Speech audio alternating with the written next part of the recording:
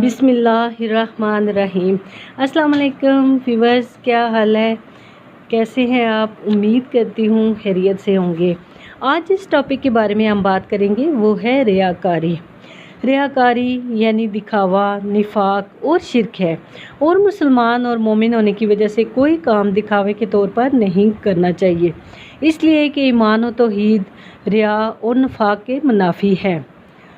बुराई और नफ़रत की वजह से इससे बढ़कर और क्या होगी कि अल्लाह और उसके रसूल सल्लल्लाहु अलैहि वसल्लम इस सिफ्त को नापसंद करते हैं और इस पर नाराज़ होते हैं। अल्लाह सुब्हानो तआला ने रिया करने वालों को अज़ाब व सज़ा की वईद सुनाई है।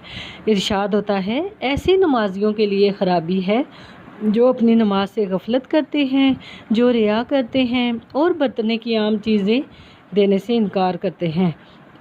रसूल अल्लाह सल्लल्लाहु अलैहि वसल्लम ने अल्लाह जल्ल शानहू का ये फरमाने आलीशान बयान किया है कि मैं शिरक में सबसे ज़्यादा बेनियाज हूँ।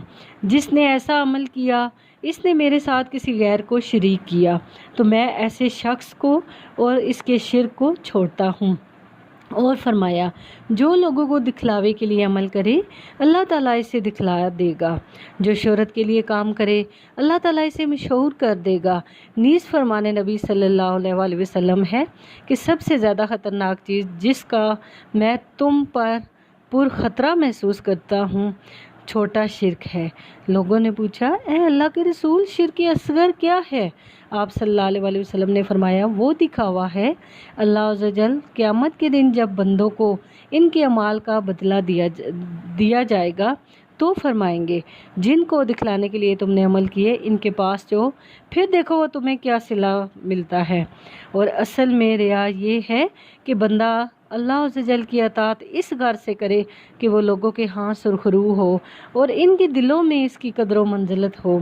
रिया के मज़ाहिर, अमल करने वाले की तारीफ़ हो जाए और वो फरमाबरदारी का अमल बढ़ाता चला जाए, और अगर तारीफ़ नहीं हुई या तनकीस होगी तो किसी ने इस अमल की मजम्मत कर दी तो इसे छोड़ दे या कम कर दे।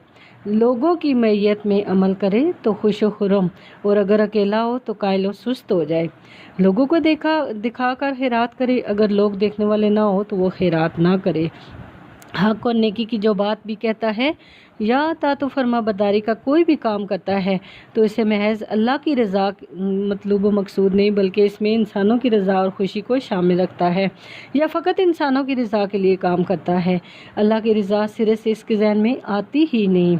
खुद पसंदी और गुरूर, मोमिन खुद पसंदी और गुरूर से इज्तनाब करता है और कभी भी ऐसी सिफ़ात से मुतसिफ नहीं होता, क्योंकि ये सिफ़तें इसके कमाल हासिल करने में रुकावट होंगी और नतीजतन हिलाकत और बर्बादी के सिवा से कुछ हासिल नहीं होगा। कितनी ही नेमतें खुद पसंदी और गुरूर के नतीजे में अजाब बन जाती हैं, और कितनी इज़्ज़तें ज़िल्लत में तब्दील हो जाती हैं और ताकत और कमज़ोरी का रूप धार लेती हैं। लिहाजा ये खौफनाक बीमारी है और इंसान के लिए वबाल जान। इसलिए मुसलमान इन दोनों सिफ़ात से खुद भी बचता है और दूसरों को भी इनसे डराता रहता है, और इनकी हुर्मत और इनसे नफ़रत वाज़ह तौर पर इस पर डराया गया है। अल्लाह ताला फरमाते हैं, और आरज़ुओं ने तुम्हें धोखा दिया हता कि अल्लाह का हुक्म आ गया, और बड़ा फरेबी शैतान अल्लाह के बारे में तुम्हें फरेब देता रहा है। इरशाद आली है कि ए इंसान, तुझे रब करीम के बारे में किस चीज़ ने धोखे में डाल दिया है?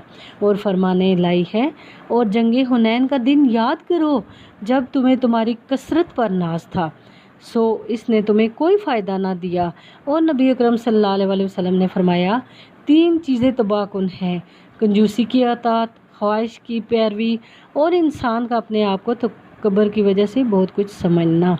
नीज़ फरमाया, जब तू देखे कि कंजूसी की अतात की जा रही है, ख्वाहिश की पैरवी हो रही है, दुनिया को तरजीह दी जा रही है, और साबे राय अपनी राय को पसंदीदा करार दे रहा है, तो अपने नफ्स को बचाने की कोशिश करना।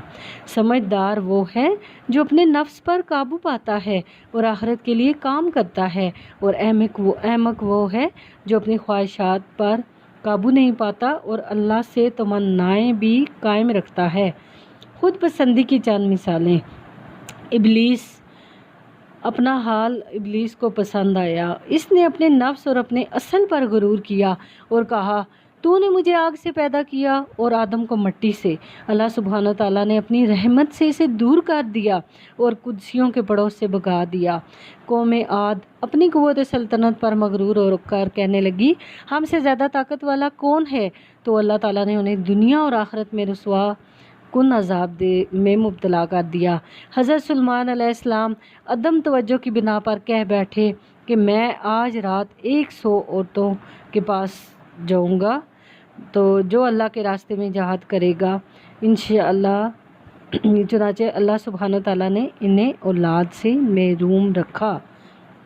جنگ حنین میں صحابہ کرام اپنی افرادی کثرت پر مغرور ہوئے اور کہنے لگے کہ ہم آج قلت کی بنیاد پر مغلوب نہ ہوں گے۔ اس کے نتیجے میں دوران جنگ بدترین شکستیں دوچار ہوئے۔ کہنے کا مقصد یہ ہے کہ غرور اللہ تعالیٰ کو سخت ناپسند ہے۔ غرور کے مظاہر: علم میں انسان کثرت علم پر مغرور ہو جائے تو مزید علم حاصل کرنے سے وہ پہلوتی کرنے میں لگ جاتا ہے اور اساتذہ سے استفادہ نہیں کرتا بلکہ علم والوں کو حقارت سے دیکھتا ہے اور انہیں اپنے سے کم تر گردانتا ہے۔ تو مال میں کثرت مال کی وجہ سے انسان خود پسندی کا شکار ہو جائے اور فضول خرچی اور اسراف میں مبتلا ہو جائے تو وہ مخلوق پر اپنی برتری کا اظہار کرتا ہے اور دوسروں کو حقیر جانتا ہے، اور قوت میں اپنی طاقت اور حکمرانی کا نشہ ہو جائے تو ظلم و ستم کرتا ہے، جوا کھیلتا ہے، دھوکہ دیتا ہے اور اسی میں اس کی ہلاکت و بربادی ہے۔ عبادت میں اپنے عمل اور کثرت عبادات کی بابت خود پسندی میں مبتلا انسان ذہن میں رب تعالیٰ پر احسان جتلاتا ہے کہ وہ عامل ہے، اس طرح اس کے عمل کو ضائع قرار دیا جاتا ہے۔ غرور کا علاج: کثرت سے اللہ کا ذکر کرے یا اس صورت میں کہ انسان یقین کرے کہ یہ علم، مال، طاقت اور نسبی شرف صرف اللہ سبحانہ تعالیٰ کی عطا ہے، وہ اسے چھین بھی سکتا ہے اور وہ بندہ اپنے مالک کی کتنی ہی عبادات کیوں نہ کر لے اس کی بعض نعمتوں کا عوض بھی نہیں بن سکتی، اور اللہ ہی بزرگی اور فضیلت کا اصل منبع ہے اور وہی ہر طرح کی اچھائی دینے والا ہے۔ چنانچہ رسول اللہ صلی اللہ علیہ وسلم نے فرمایا کہ تم میں سے کسی کو اس کے عمل کی ہرگز نجات نہیں دلا سکیں گے۔ لوگوں نے کہا اے اللہ کے رسول آپ کو بھی نہیں؟ فرمایا مجھے بھی نہیں، الا یہ کہ سبحانہ تعالیٰ مجھے اپنی رحمت میں ڈھانپ لے۔